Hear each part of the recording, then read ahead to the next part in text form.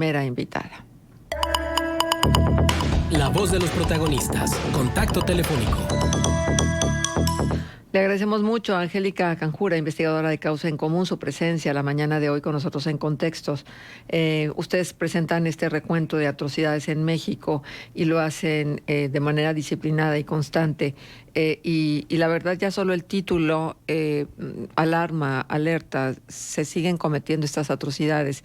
Creo que podríamos empezar por ahí, Angélica, si nos lo permites, aparte de saludarte, Manuel Cerrato, Arturo González, Marcela Pámanes, para que nos definas cuál es el concepto de atrocidades que ustedes manejan y luego tratar de embonarlo con las estadísticas que ustedes tienen y que pudieras compartirnos. Hola, muy buenos días a ustedes en el estudio y a todo el auditorio. Pues sí, efectivamente, atrocidades es la palabra que utilizamos para referirnos a aquellos casos donde hay un uso intencional de la fuerza física para causar muerte, laceración o maltrato extremo, o bien para causar la muerte de un alto número de personas vulnerables o de interés político, y también para provocar terror.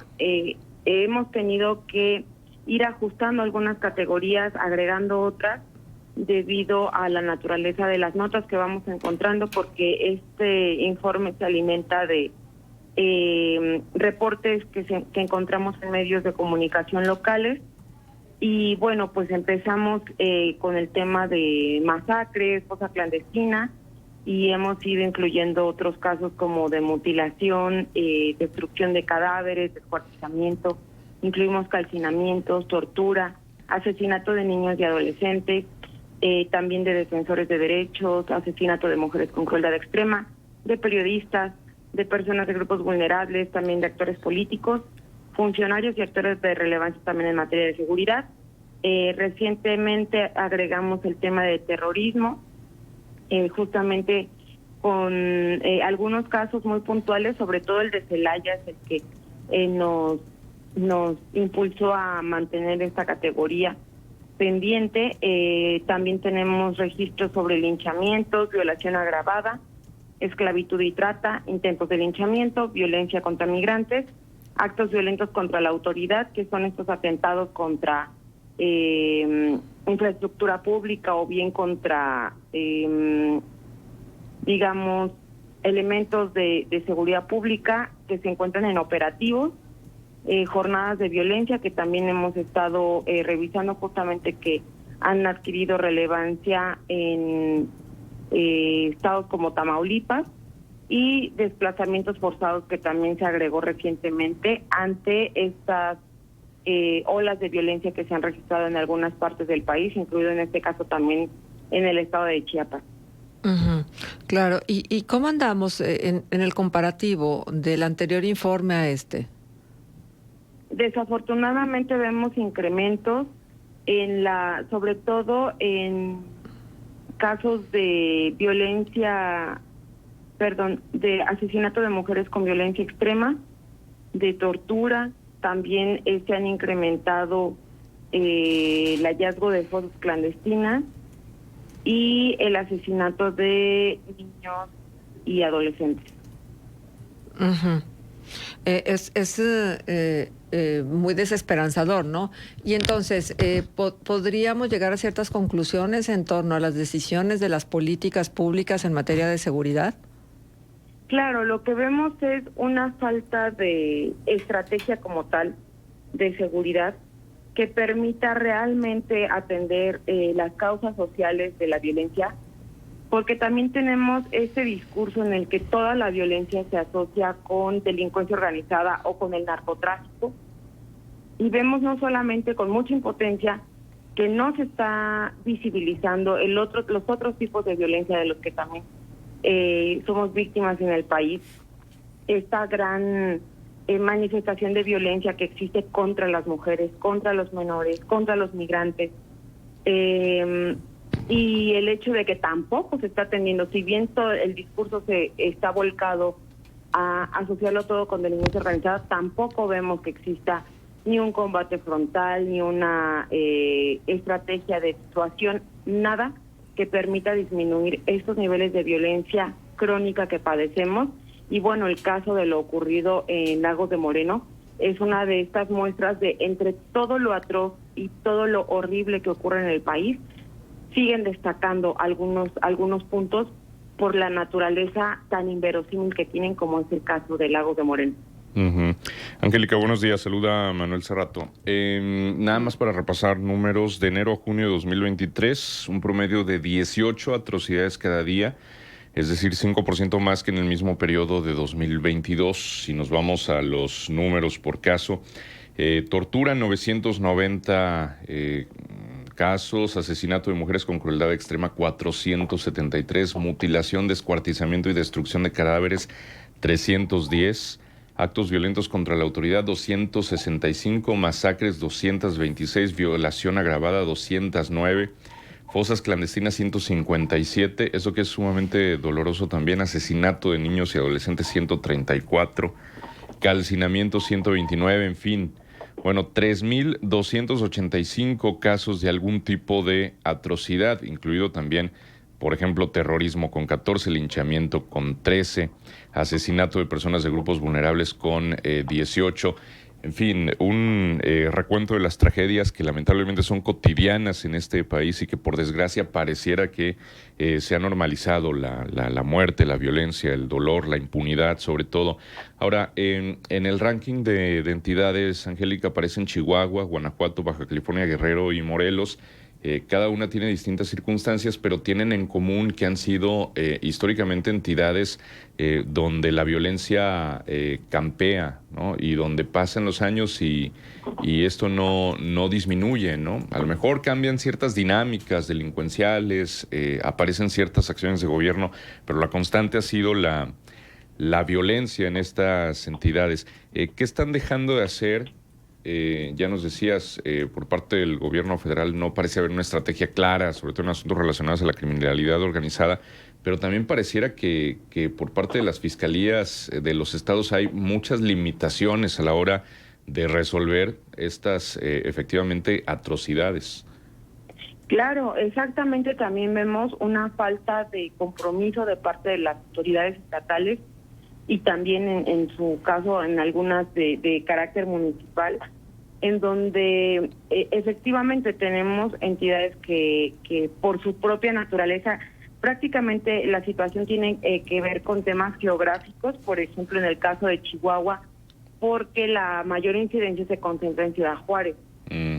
Pero también tenemos otros casos que han tenido, pues ahora sí que explosiones de violencia, como el caso de Guanajuato, Zacatecas, que además están asociadas con esta reconfiguración de los grupos, de la acción de los grupos delictivos, pero que tampoco hay una atención de parte del gobierno estatal sobre estos temas específicamente.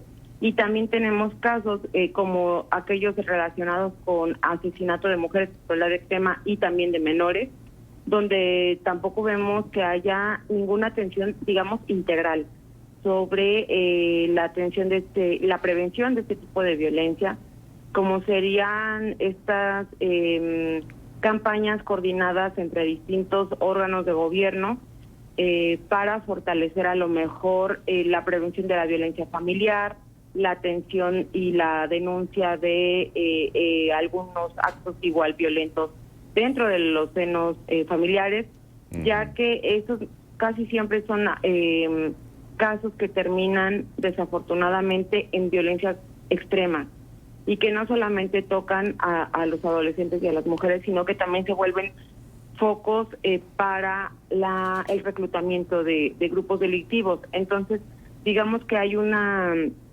omisión completa de parte tanto de los gobiernos estatales como el gobierno federal para realmente atender la violencia como tal. Parece que siempre hay un discurso sobre los números de incidencia delictiva que refieren más a delitos comunes, delitos como el robo, como ciertos tipos de extorsión, pero en realidad no se está atendiendo la causa originaria de la violencia y además el tema de la impunidad se vuelve también un un aceite en este engranaje de la violencia en el país. El problema es que en lo que tiene que ver con la estrategia federal, Angélica, este gobierno afirma que sí, o sea, que el viraje de la estrategia es atender precisamente las causas, pero claro, en ese enfoque de que a través de los programas sociales en automático se atienden las causas, cuando se sabe que no es así. El asistencialismo tiene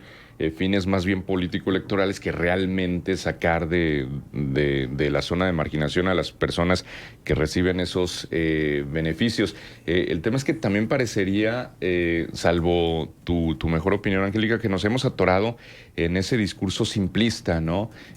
Ya no hay corrupción. Se está atendiendo la violencia desde sus causas originarias y la verdad es que no es así. Digo, pareciera ser que el discurso se pretende que transforme la realidad y claro que eso es imposible.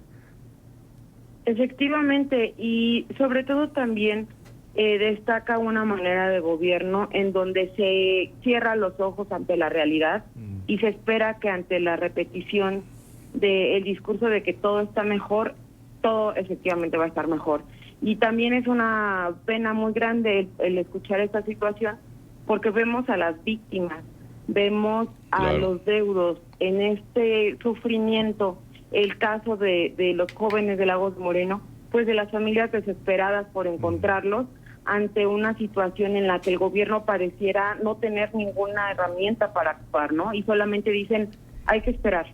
Estamos investigando, pero lo vamos a saber. Y al final de cuentas no hay respuesta, no hay atención y mucho menos hay justicia. Entonces, ese es, digamos, lo que complica todavía más esta situación, porque entonces todo el discurso está hacia los números alegres, hacia disminuimos tanto por ciento los homicidios, pero subieron los desaparecidos. Y entonces, si bien es cierto que los desaparecidos siguen siendo desaparecidos mientras no se encuentre su cuerpo, no se puede denominar como que sean homicidios o personas que perdieron la vida. También, pues, sí resulta sospechoso que los homicidios siguen bajando, pero nosotros seguimos viendo este tipo de atrocidades y entonces, ¿qué está ocurriendo, no? ¿Qué está pasando con esos números que no están reflejando la realidad y no sabemos si están enterrados en fosas clandestinas o se encuentran en estatus igual de desaparecidos? Angélica Canjura, investigadora de Causa en Común, te saluda Arturo González, buenos días. ¿Hasta qué punto el Estado no solo le ha fallado a las víctimas y a los familiares de las víctimas de esta violencia, sino también a los perpetradores de la violencia, en el sentido de que muchos de ellos, no digo que todos, no han tenido frente a sí otro camino que no sea la violencia? Claro, pues sobre todo tiene que ver con esta idea de que el discurso es suficiente. Entonces, tenemos incluso este tema de en la atención de las causas sociales a través de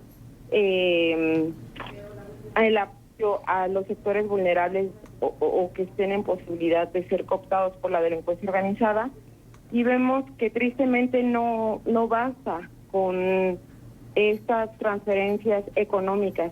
Vemos que el programa de Jóvenes Construyendo el Futuro, por ejemplo, si bien es cierto que en el diseño se tiene buenos argumentos, a la hora de aplicarlo, pues no funciona de la misma forma para todas las entidades. Entonces, si tenemos entidades donde no hay posibilidad incluso de que haya jóvenes practicantes, ahí es donde también tenemos estos huecos de esa política social que en realidad no puede ser llamada así, y que terminan nuevamente apoyando esta sensación de abandono de parte de muchos mexicanos que no tienen oportunidades ni para estudiar ni para trabajar, porque en realidad no hay trabajo, no hay tampoco posibilidades de seguir estudiando.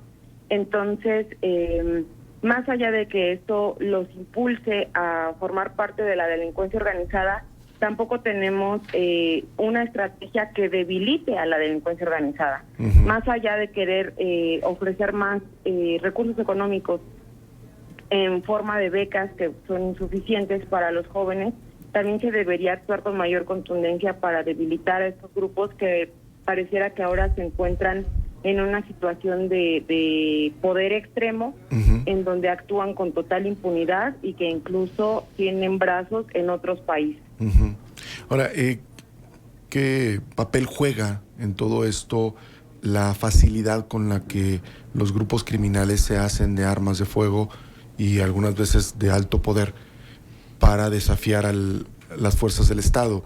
¿Digamos que es un factor determinante o es secundario?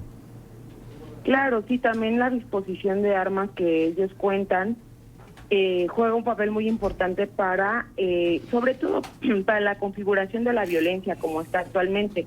Tenemos, por ejemplo, casos como el de Tamaulipas, donde tenemos enfrentamientos constantes y que con total impunidad cierran las vialidades, inician tiroteos y pues con armas de grueso poder. También tenemos casos en donde si bien se hacen de armas, también tienen la posibilidad de crear sus propias armas de forma artesanal, sus propios recursos. Entonces, si bien es cierto que es un factor muy importante, todo esto funciona y se sigue reproduciendo y va adquiriendo fuerza por la impunidad con la que operan. Ahora, justo hacia allá iba mi siguiente pregunta, Angélica. Impunidad. ¿Cuántas de estas atrocidades que ustedes han documentado realmente son objeto de abrir una carpeta de investigación y determinar los culpables y de que todo el proceso de judicialización del caso llegue a su conclusión con sentencias? ¿Tienen ustedes una idea? Desafortunadamente no se puede tener esa idea, ya que se tendría que conocer el caso específico, darle el seguimiento en la fiscalía, tener acceso a la carpeta de investigación en todo caso para poder conocer cuál fue su conclusión. Hay información, digamos, de manera general, que además es muy desalentadora, donde también el porcentaje de casos que llegan hasta su judicialización final es muy bajo. Entonces, tenemos aquí dos temas preocupantes, que el primero es el de falta de eficiencia por parte de las fiscalías, donde no hay un seguimiento puntual a los casos, y la otra es la falta de información disponible para aquellos, por ejemplo, que nos dedicamos a la investigación o para la ciudadanía en general, y más ahora con esta merma que se hace al Instituto Nacional de Transparencia y Acceso a la Información, donde también se va limitando cada vez más la posibilidad de que los ciudadanos podamos acceder a ese tipo de información o a cualquier otra relacionada con el actuar gubernamental.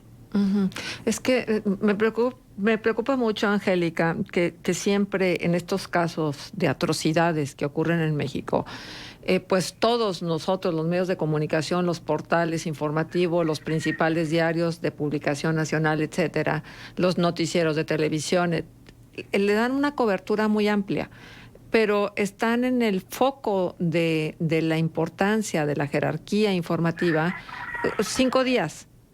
Y luego desaparecen por completo de la escena informativa, como si no hubiera ocurrido nada. Entonces, yo no sé estos olvidos si sean a propósito o si sean parte de la dinámica que tenemos que seguir, pero me parece que en la medida en que los olvidamos, los relegamos al abandono inclusive del propio Estado. Exacto, y también deja de haber, digamos, muchas veces esta presión, ¿no? Porque lo que ha funcionado últimamente es que se viraliza una situación y entonces eso motiva a que el área de procuración de justicia actúe como debería ser, como está establecido, con una diligencia pronta y expedita, y solamente ocurre en los casos en los que hay una viralización, y con ello pues es como se puede más o menos saber qué fue lo que ocurrió. Pero cuando se deja ese seguimiento, entonces efectivamente muchas veces es que ya ni siquiera se sabe no solamente qué ocurrió, sino que ya no se siguen los procesos. Hay casos incluso en los que se ha quedado las personas sospechosas o que fueron procesadas para el esclarecimiento del caso y que se quedan abandonadas a la mitad del proceso, en donde incluso ellas mismas ya no continúan, ¿no? Su proceso de prisión preventiva queda en stand-by y ellos se quedan hasta 10 años sin una sentencia, porque ya no hubo ningún seguimiento, ni de parte de la autoridad, mucho menos de los medios de comunicación, ante las constantes situaciones tan terribles que van ocurriendo en el país y que van adquiriendo nuevos focos.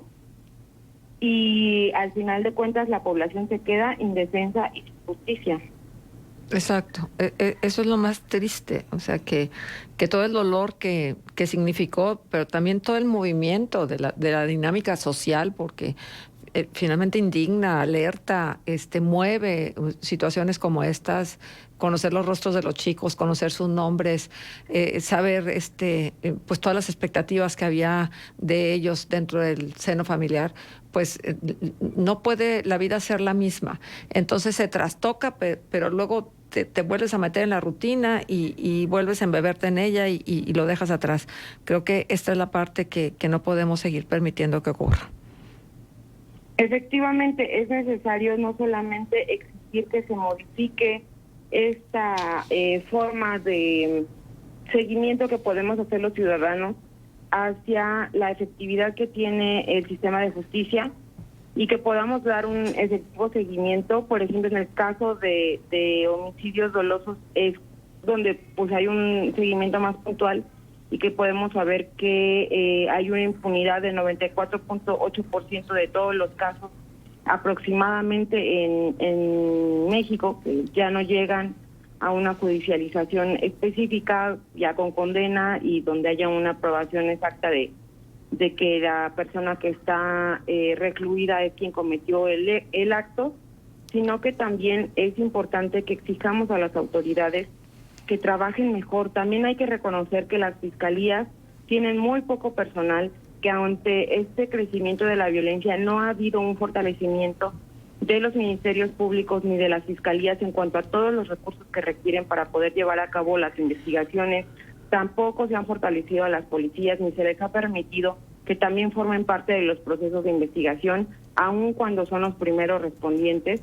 Entonces, todas estas deficiencias institucionales sí podemos exigir como ciudadanía que se reviertan, que se haga un énfasis en la acción de gobierno sobre estos temas para que eventualmente podamos ir saliendo de esta situación tan grave de impunidad, de falta de justicia y de rabia que al final de cuentas compartimos todos los mexicanos ante esta gran omisión de los gobiernos, tanto estatales como el gobierno federal, para darnos solución a esta violencia crónica que padecemos. Muy bien. Angélica, muchísimas gracias por estar con nosotros y por traernos esto que ustedes hacen y que lo hacen también, Causa en Común, darle seguimiento a todo este tipo de situaciones tan tristes que vive nuestro país. Por ejemplo, el recuento de atrocidades. Muchas gracias. Muchísimas gracias a ustedes por el espacio, saludos a su auditorio y el estudio está en la página de internet de Causa en Común. Muy bien, muchísimas gracias. Gracias. Son Angélica. las 8 de la mañana con 8 minutos y dense una vuelta, revisen la página de Causa en Común y ahí está esto de las atrocidades que se cometen en México. Vamos a la pausa comercial, regresamos enseguida. Contextos. El programa líder en la radio hablada en La Laguna.